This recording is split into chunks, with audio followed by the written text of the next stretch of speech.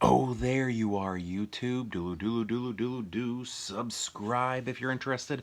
Hey, I just finished watching House of the Dragon episode 6, which is called the Queen and the Princess, or the Princess and the Queen, or something like that. I can't remember the title, but we have new actors. We have new actors. We have taken a 10-year jump in time.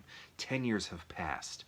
And there are a couple, the Queen and the Princess, we've switched actors. We've also done so for the Princess's husband. But here's the thing, I keep saying that, right? Isn't that weird? The reason it's weird, so spoilers here, is because at the end of the previous episode, we're thinking that Rhaenyra's dad died, the king. We think the king died, and then she is ascending into the throne, right? Like that's where my mind was. I thought that's what was going to be happening, and I had to really find my footing on what was going on here because Rhaenyra's, we see the new actor playing Rhaenyra's, and it just opens with her having a baby, right? And we don't know if this is baby 1, 2, 3, 4, 5, 6, or 7. I think it's 1 at this time.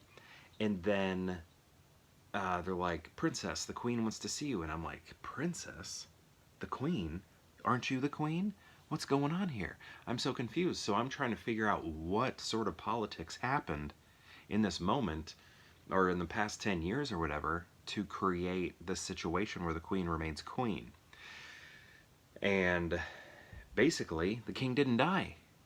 He just collapsed at the wedding, but he's been kicking these past 10 years. He's looking rough. He's looking awful.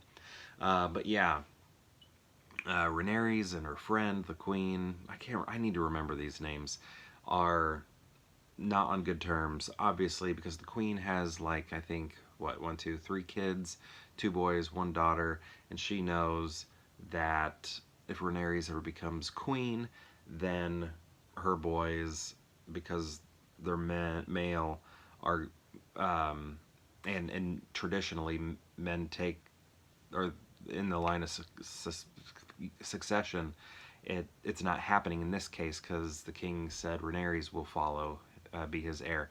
So she's just worried about her sons, like their standing, because she could have them, Rhaenyra could have them killed because they would be like competition basically. So anyway, all sorts of drama going on here. Rhaenyra's, that's her 3rd kid that she's had. We learned that, but none of them look like her husband. But they all look like her knight, who's like hangs out and makes sure she's okay. So clearly they are, I guess you would call that illegitimate children or whatever, or I think in the show they call them bastards. So yeah, there's all that drama. People are whispering about it, like this does not look like, these babies do not look like the dad at all. So there's lots of drama going on, and that, trying to remember now names, I can't remember, but that knight who she was coupling with in the previous episodes, he's still alive, and he's like works for the queen and is kind of like her main knight, I guess you could say. Also, the queen has like this spider-like figure who's the son of the hand, and actually his brother is the one who's fathering biologically Rhaenyra's sons. So gosh, it's just like, I guess I'm just spoiling this, but the spider like basically has his dad, who's the hand, and his brother, who was the knight, killed by some prisoners, and he lets them out of prison to go do this, and it's just like, man, things are really moving here. Damien, is that his name? Matt Smith, he's got 2 girls and then a kid on the way, and then the kid doesn't make it, the wife doesn't make it. Basically, childbirth is very difficult in that moment, and she goes to her dragon and she's like, kill me, So the dragon does it. I'm guessing that dragon's going to go to her. One of her daughters does not have a dragon, so it will probably be passed on or something like that. But man, we're seeing a lot of movement here. I thought this was a really great episode, which I feel is a major improvement compared to the previous episode, which was good, but it just didn't I don't know, I didn't find it as exciting or gripping or edgier seat. Where this one, I was very edge of my seat. New actresses look great, playing the characters. The one playing Rhaenyra's, I keep thinking is Hunter. Um, uh, what's their name? Hunter from. Um, come on, what's the show? HBO.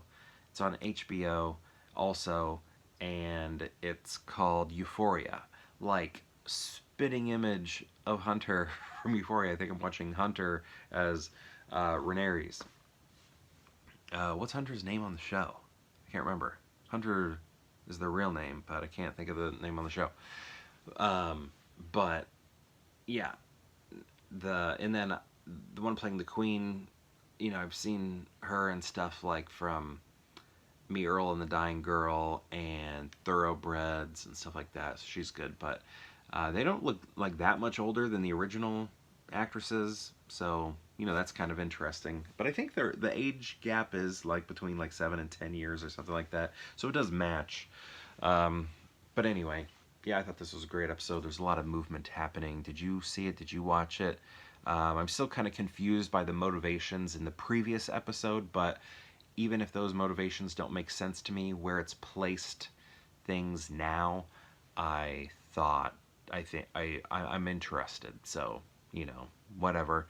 I'm just gonna give myself up to the stuff I don't understand in the previous episode because I like where we're at now. It's all very interesting and gripping. But yeah, have you seen it? What do you think of it? And perhaps I'll see you tomorrow for more Pure Hangout.